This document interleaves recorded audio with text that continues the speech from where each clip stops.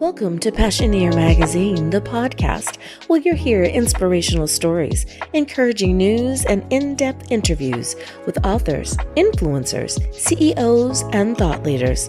PASSIONEER Magazine The Podcast. Bold ideas, brave pursuits, boundless inspiration. Hello. Welcome to the show, Dr. Colleen. I am so excited to talk to you and to have you on the show today. Thank you for joining me on PASSIONEER Magazine, the podcast. Thank you so much, Dr. Angela. I love your energy already, so I'm excited.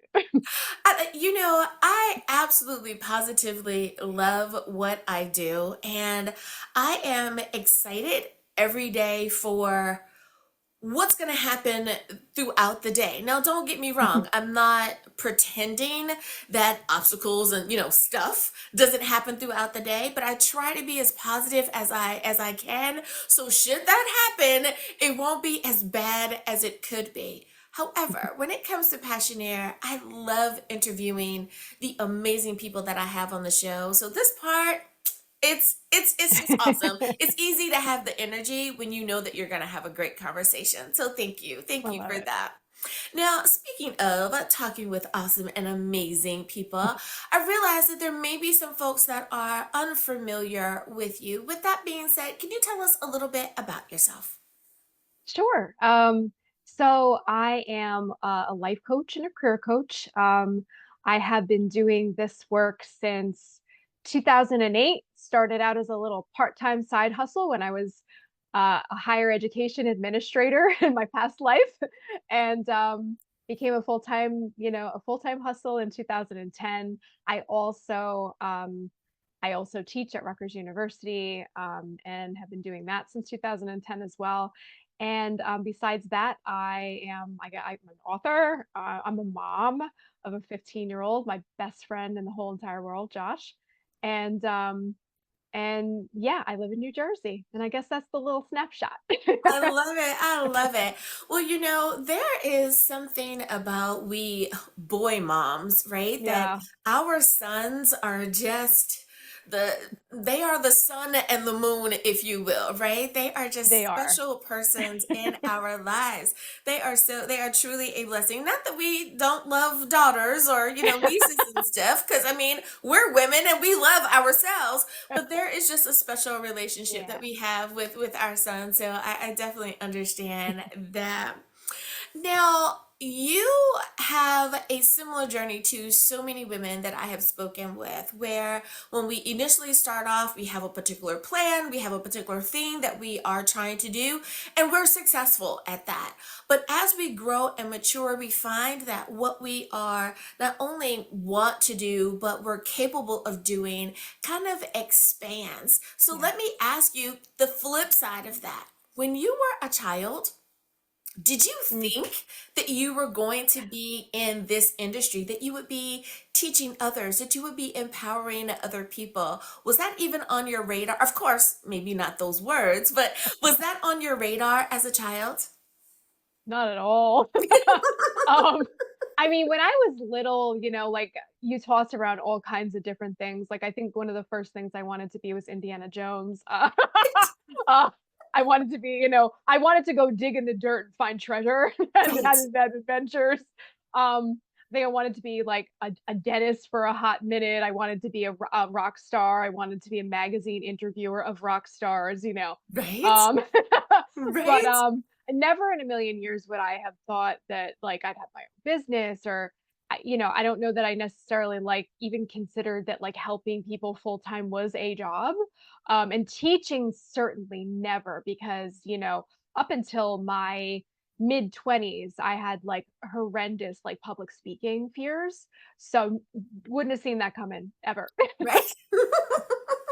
I love that because I think it gives someone hope that perhaps they too are like, I don't know if I really want to be in front of the camera. Maybe I'm more of a behind the scenes type of person, but you never know how life is going to place you in a particular opportunity to do the thing that you didn't think you wanted to do, but come to find out you're a perfect match for it. Yeah. So I definitely understand that.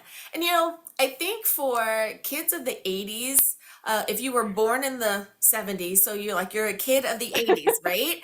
Yeah. We were allowed to dream these huge dreams because we saw awesomeness everywhere we went, Yeah. right? We saw people that were refusing to be in the box and they wanted to do stuff outside of the box and really break through. So I think we're a great generation for not only Gen being X. inspired, but to inspire others. I love that. Now, many of the people that I have spoken with have had a nudge or a prompting, if you will, at a particular moment in their lives where they realize now is the time for the pivot, the shift. Did you have such an experience? I mean, you have your doctorate in counseling psychology, you're a life coach, a career coach. When did the pivot happen for you? Yeah, I mean, I would say there's two big pivots. Well, there's always probably more than that, but the two biggest ones were, you know, I had decided probably in somewhere in high school that I wanted to be in the helping professions and maybe be a counselor, psychologist, something like that. And studied psychology in college, decided to get my doctorate in counseling. So the first, pivot or I call it like, mid-education crisis was I was like, I don't think I want to be a therapist anymore. And that was a terrifying moment because here I am like halfway through a doctoral program. I mean, I don't really want to bail on it at that point. Right. So it's like, so what am I going to do with it? So I actually almost switched programs into something different, ultimately decided to stay where I was and just use it differently. So the first Mhm. pivot is deciding that I don't think I really want to be a therapist, at least full time. So I did do therapy on the side, part time, while working full time. And I decided I wanted to work in higher education because I was doing some of that while I was in graduate school. I really liked working with college students. I like doing career counseling, advising, things like that. Mhm. So the next pivot happens. I started my full time career in higher education. I finished my doctoral degree in 2003. And then it was in 2000 and I guess 2010 where the next pivot happens. But I think I realized very early that year, like January, I don't want to do this anymore. And it was because my son was born in 2009 and I had the plan, like right, we all have the plan. And it was a good plan. He was going to be half time with my parents, half time with my in-laws. He was going to be in the best place he could be. I just didn't know that I was going to have such a problem with not being with him. So I Yeah. was so career driven that I had never considered that I was my priorities were going to shift like that. So Mhm. I go back to work, August of 2009 after he's born. Things don't feel the same. January 2010, I start thinking I need to figure out what else I could do that's more flexible.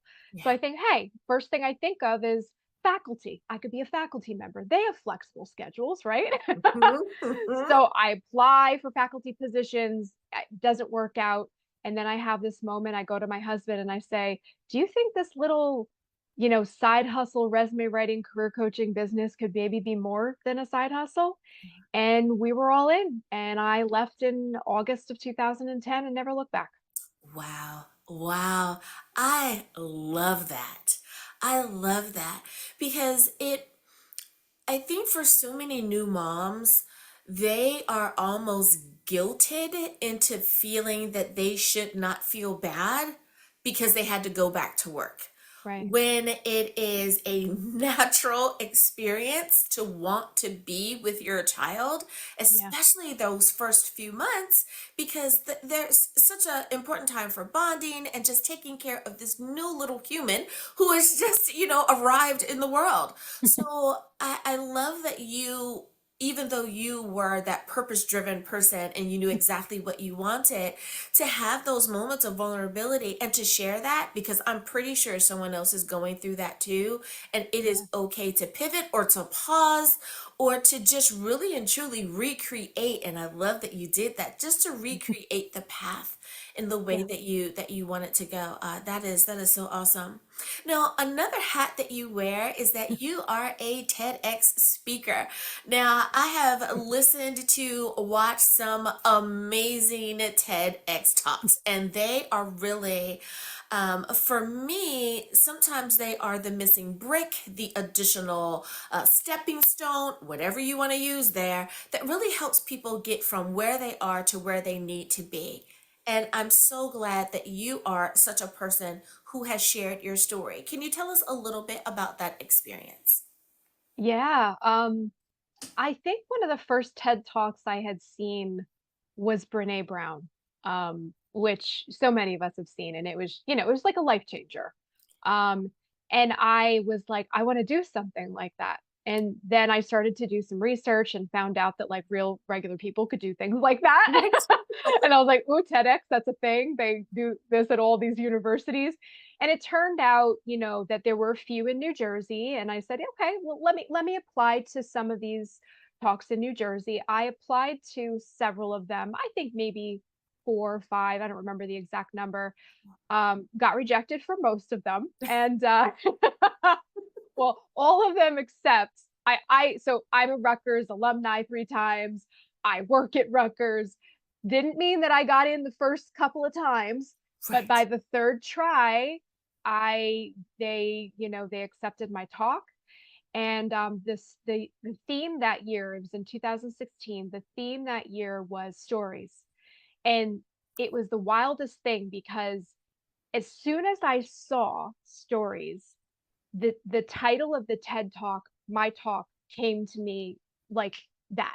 Like it was there. And it was rescripting the stories we tell ourselves. Like Yeah. I immediately knew exactly what I was going to talk about. Yeah. And that's what I did. And I mean the process was absolutely terrifying. Memorizing, um, cutting it down, brutal. Yes. Oh It was my like heavens. because Yes. you could only do 15 to 18 minutes, and the original talk was 30 something minutes, and cut it until it finally was down. Yeah. Memorizing, remember pacing my kitchen, like saying it over and over again. Then being like, I can't do this. This is crazy. I can't actually do this. I imagine I could say, oh, oh, I'm so sorry. It turns out my cousin is getting married on that day, and I'll just not do it. But that I didn't. And I was the first speaker, which was probably the best thing that could have happened because I Yes. was able to enjoy the rest of the event. Yes. But I really got to talk about this idea of self-talk and, something I'm so incredibly passionate about. And afterwards, like a line of people formed at the bottom of the staircase as I was like coming down, Yeah. and people were just like saying things like it felt like you were talking directly to me, like you were telling my story, what I feel. And I felt like I was the only one that felt that way. And it was just Wow. like a really amazing experience to have that happen. Hmm. And I mean, it led to a book, it led to so many other things. Yeah. Oh, I love that. And I am the type of person who believes that there is no coincidence, there's no happenstance, and people have quotes about, that a no really isn't a no. It's more like a pause, or it's a temporary thing, and all of these wonderful ways of encouraging us to not take a no to heart. Right. And I believe that those no's really are in place for us to build up whatever it is that we need to build up, to fine tune, right? That it has to be like the little baby chick that has to peck its way out of the shell, right? If you just crack the shell, you're not helping the little chick. It needs to have that experience. So I love that you didn't become discouraged because they said no a couple of times. I mean, how many times have we heard the word no in Yeah. our lives? And if we stopped at that no, we wouldn't be the people that we are today. So I am so glad that your cousin wasn't getting married on that day Yeah, and you that were that was a actually made up able to story in help. my head. I love it. I love it. Now, in that helping that you do with your client base, have you found that there are any particular challenges or any particular obstacles that seem to come up more often? And how do you encourage them to get through it? Now, here's my little disclaimer. If you want the full answer, the full experience, we're going to give her information at the end. You can sign up for your own class, for your own coaching experience.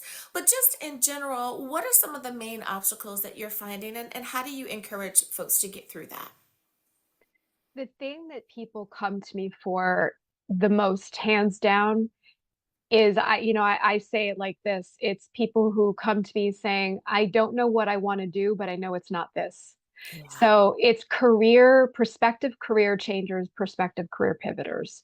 That is the biggest thing people come to me for. Um, the large majority of the work that I do is in the career space. The life coaching is secondary, often done with career stuff. Mhm.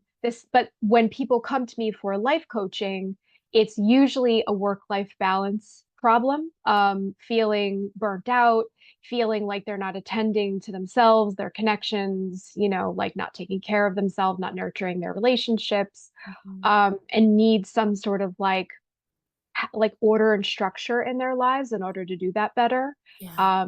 And so those are the two biggest things that people come to me for. So I think that when it comes to career, I always want to understand first, you know, first let's understand, what do we know we absolutely don't want to do, right? So like, what is it? Let's get that off the table first. Mhm. What's the absolutely, I hate this, I know I don't like this, I never want to do it again if I've done it, or I just know that's not me. Let's get that out there. And Mhm. then it's really looking at a person's life, from childhood even, and just getting a sense of, what have you done recreationally? What classes have you enjoyed? What part-time jobs or volunteer work have you enjoyed? What causes are you passionate about? What projects at jobs have been fun for you? What about all these things has been fun? Is it about people? Is it about information? Is it about a particular task that you're responsible for? Is it about the end result? Is it about the impact you're having? Who do you want to have an impact on?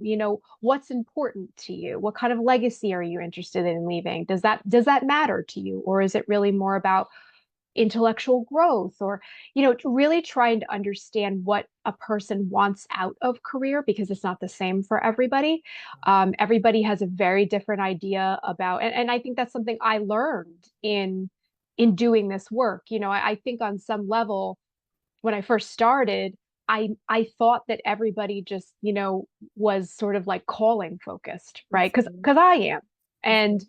and I learned that that's not the case. For some, it's like, no, I just really want to do something that's enjoyable. I can learn, I can grow, I can have promotions. There's opportunities for monetary growth. And yeah, I want to feel good about it, but it doesn't necessarily have to be like, changing the world, or I just want to know that like I have an impact and it's positive and Yeah. it's a good for the organization, the people. And for others, it's more like I just want to do something that's pretty cool, not awful, work with some cool people that funds the things I really care about. So I try to understand what a person wants out of work. Yeah. And then we start really, doing some interest assessing, matching that up with opportunities. I try to think about people I've worked with before, pitch ideas to folks Mhm. until we kind of hone in, and they can do some informational interviewing, talk to some people, and weed in and weed out, and see, what do we need to do in order to get there? Do we need to do some volunteer work somewhere to get some experience, or do we need to take a course online, or what does it require to make this kind of a shift? Mhm. And then with the folks who, come for the balance, I want to know how satisfied they are in different areas of their life, what's getting in the way of that, Yeah. what's working well, what's not working well, what feels like it's missing, and understand, what are the non-negotiables of their schedules? What are the negotiables? And, where is their energy? Is it early in the morning, in the afternoon, in the evening? Where can we fit in joy and purpose and connection and, time for the other things? Mm-hmm, mm-hmm. Oh, I love that you focus in on the harmony and the balance as well. I know that that's something that, for my program, Pivot for Purpose, is that that's what we're looking at as well. So many times, like you said, it's the how is your day organized? How is your life organized? And just in changing sometimes the smallest bits of what you're doing, just making those little tweaks can make such a huge difference. Some people need to literally step away and step on a new path. Agreed. Some people just need to make those little changes. But I like how you said some folks just, I want to do something different. I don't have to change the world. I just want to change what I'm doing and create more balance and more happiness in my life. And Yeah. boy, can that make a difference. There are so many people that are working in a space where they are unhappy, they are so miserable. The pay might be amazing for someone, right? But they are so miserable, and they would even consider taking a pay cut if Right. it means I could go to work and be happy. So that is so important. I'm glad that you touched on that. I think that's going to be an aha moment for someone who hears that in your program.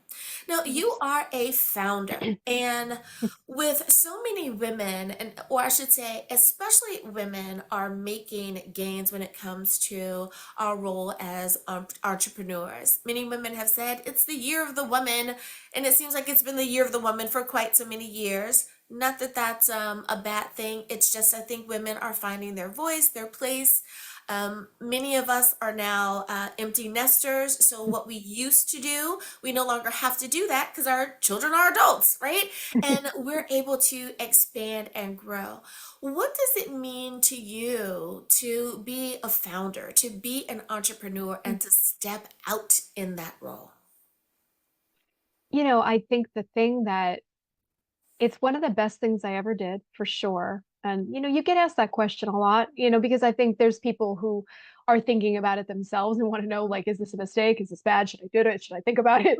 And definitely one of the best things I ever did. But I think the reason for that is like multifold, right? It's getting to do something that you love every day. It's really hard to beat that. Right. I mean, because so many people, unfortunately, and doing career work, right? I mean, you're talking to people who aren't happy in their careers. Yeah. So I feel immensely grateful that I do love this work so much, that I get to, interact with great people every single day. And it's just like it's like a blessing. It's a true blessing. And I think that that combined with getting to decide how my schedule looks. Like I'm a Mhm. person who is an early riser. I like the mornings and I really don't want to be working in the evenings. And it surprises people. They say I work 7 days a week. And that's like, oh my God, no, that's terrible. But it isn't to me because I shut down at 2, like during the weekdays and earlier on the weekends. Ah, Because okay. my life is about myself and my kid after that time of day and my Yeah. family. Like that's what it's about for me. And so I'm good with working on a Saturday and Sunday morning early in the day and finishing up by 11 o'clock. And then I've got time for my family, right? So, and the things that I want to do, my friends, right? So, having that control of my schedule is just amazing. It enabled me to have the time I wanted with my son, which was, obviously one of the biggest catalysts for doing this to begin with. And I think like there's a pride that comes, as you know, right? I mean, there's a pride that comes with watching your business grow and thrive, and it sort of blows your mind, and it never stops blowing your mind. Like it never Right. goes away. Like this has been what 2008, however many years that is. Like it's not like that is still like it's still new to me, like in the sense that I'm just like I can't believe that this thing keeps getting better and better and growing more and more and changing in its ways.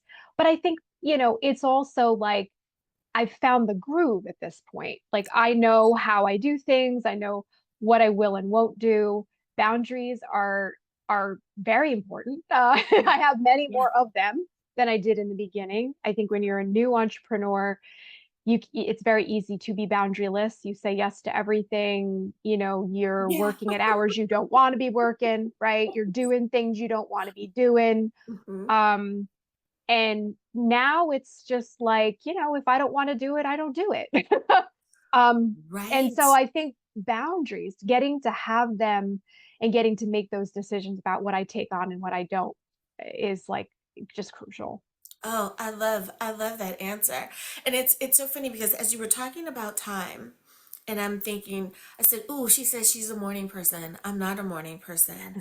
Okay, like she's like my mom. My mother is, up at 5 o'clock or 6 o'clock in the morning. The birds are chirping, they're talking to my mother as she has her coffee, right? And it is a beautiful experience for her. I'm kind of that night owl type of person, Yeah, which is great. I'm more of the sunset, right? If we have beautiful sunrises and beautiful sunsets, and I'm the person who is enjoying the sunset. But yeah, I find that for my client base, they are so happy that I'm still open at 7 right, because they had to work until 5, right? right. So it's really interesting how that works. But that wasn't the case when my son was a child, because then it Mm, was, sorry, we have football games or we have orchestra today. Like there were right. things that I was still in mom mode. And now that I don't have to be in mom mode, I can kind of switch that up. So you're right. It is very much about the boundary of this is what I can and cannot do. I don't work weekends. Right. So the longer day kind of get that 7 o'clock slot because I'm not available on Saturday. Right. So I love that you are reminding people that one of the blessings is that you can cater your time, but be aware of what your client base needs as well. I love that answer. Now, when it comes to, and I want to wrap back around to something that you said, and that Yeah. is the leadership class that you Yeah. teach at Rutgers. I think that is so awesome, and especially as someone who shares about the things that women do. Yeah. Please tell me about that experience, and especially the comments that you get from some of your female students. Are they excited that a woman is teaching the class? Do they see the not only the professor student relationship, but do they also feel that there's a bit of mentor mentee relationship in that as well? Yeah, this class is, one of the again, talk about greatest things that ever happened to me. When I decided to, leave my full-time salaried work and do this business, I didn't want to lose my connection to higher education and to college students because it really is one of my first loves. So, I knew about this course. I had known people that had taught it. It's called Issues in Women's Leadership. It's through my alma mater, so it's the Women's College of Rutgers University. So it's a course that didn't exist when I was there. Wow. But the craziest part of it was that when I was a graduate student, they started to create the first iterations of the course, and I got to be a research assistant just completely by chance, serendipity, right? Wow. On the for the focus groups for the first cohorts of the course as it existed then. And so it's like it just was meant to be, Yeah. so so I've been teaching it for 14 years. I have two sections of the course this semester, next semester. Sometimes I do one, sometimes I do two, but it fall and spring, not summer. Um, 20 students per course. So I got 40 amazing, students in my class right now who I love them. I can't even begin to, I mean, like, I tell them I love them. I love them. I will cry when the semester is over. They may see me cry. Uh, like Yeah. I adore them. They're amazing. It's a how do I say? Um, it's a discussion based course. So it's not lectury, it's not PowerPointy. Okay. It's very like there's things we watch, there's discussion questions, there's things we read, and we talk about those things. And they're focused on, gender equity and racial equity and, religious equity and sexual equity and just like social justice and just like having a voice and like, things that you're passionate about, going out there into the world and taking, action on the things that matter to you, Yeah. whether that's in your career or outside of work or in in your local community, people who want to do that on a larger scale, talking about, about the fact that activism doesn't need to be, in a huge group or at a rally or at a, Right. on a stage. It could Mhm. be quiet, it could be at home, it could be writing, that it's really like, how do you find your voice for the things that matter to you and the spaces Mhm. that matter to you? How do you also like have those difficult conversations when you see things that don't feel just to you, and Yeah. with the people you love or with strangers, and like just really really like focusing in on being a woman who brings other women up, or really quite frankly being a human who brings Yeah. other humans up Yeah. in this world, and to just be good to each other and good to ourselves, and to, even when we're not maybe feeling so confident, to be able to Mhm. put ourselves out there, our voices and our visibility. Oh, I love what you just said there, and I hope someone else picks up that this nugget as well. And you said that, it doesn't have to always be loud. It doesn't always have to be a multitude of people. And as you were saying that, what popped in my head was change starts with one person speaking up. And it could be your conversation, it could be your thought, it could be your article, your blog post, your social media post, just you saying something. And which made me think about like the Me Too movement. Not that that's Yeah, what you're talking about, but just a simple post of, hey, this thing happened to me. And if it happened to you too, let me know. yeah, Like we can just comfort each other. We can be there and make space for each other. And look at how it has changed the world. It has been yeah, included in many of my PowerPoint presentations, right? yeah, Because it is just the example of just one person's voice like really making a difference in the world. I so love that you are making space for those students to be able to take this course and be able to find their own voice within it, but also understand that it is not just in this moment, but how are you changing the tomorrows, right? right, How are you making a space one human to another human? And if it happens to be woman to woman, that's cool too, but just right. human to human. I love that. Now, I have one more question for you, and I could Sure. just talk to you forever because I I'm love having what you fun. are doing.